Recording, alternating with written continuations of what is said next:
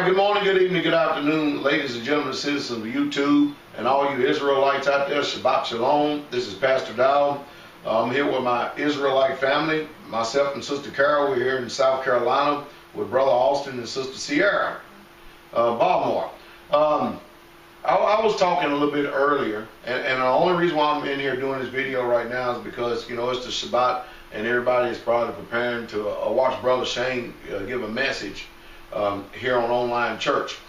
And I wanted to share some of the thoughts that I had running across my mind as coming down the road, as well as I shared with my family here, is that, you know, everybody in life, and I need for you to hear me out real good, everybody in life, you can see that people are warriors at many different professions, aspects, and things, adventures, whatever they decide to do in life, whether it be sports, entertainment, being an entrepreneur, having their own businesses. You know, people are warriors. They become very tenacious, and we all familiar with this. We all know how to do it. And a lot of times when we do these things, you know, we're very passionate about the endeavors that we take on. But then all of a sudden, humanity has this weird thing about themselves. We're warriors when it comes to all these other things, but then when it comes to facing truth, facing facts, and last but not least, facing yourself, we find out that a lot of people are cowards. Could it be that many people, the reason why that they fear the truth, the facts, and actually coming face to face with themselves is because we use a lot of these ventures, a lot of these different skill sets, businesses, being an entrepreneur or being great at sports and all these other things. Could it be that we actually use all those to mask the person who we really truly are? Sure. Could that possibly be an option? And then this, you know, veneer, or let me use this word, the facade that we paint of ourselves for the whole entire world to see. We have them. We have a certain picture that we put ourselves in and that we display, that we want the world to see. But in truth, we really truly know who we are. Because truth requires change, especially when you have the facts. If you have the facts, and you can do two things with the facts. You can choose to continue to keep living life the way that life has always been, or you can choose to continue with that and ignore it, or you can look at the facts, weigh the facts and the evidence, and then make the necessary changes that are there.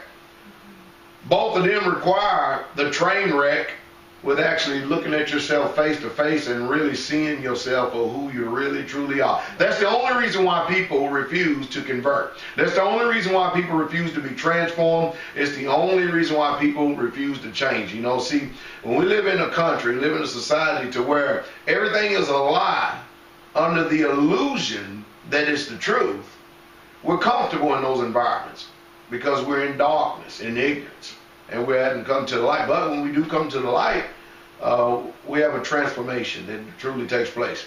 We're going to be here tomorrow down here helping the saints of the Most High put a greenhouse up because, you know, they understanding brand new concepts that seem to be old-fashioned ways. A long time ago, they come to the knowledge of the truth that they need to grow their own food, and as much as they can in order to live a quality, healthy life.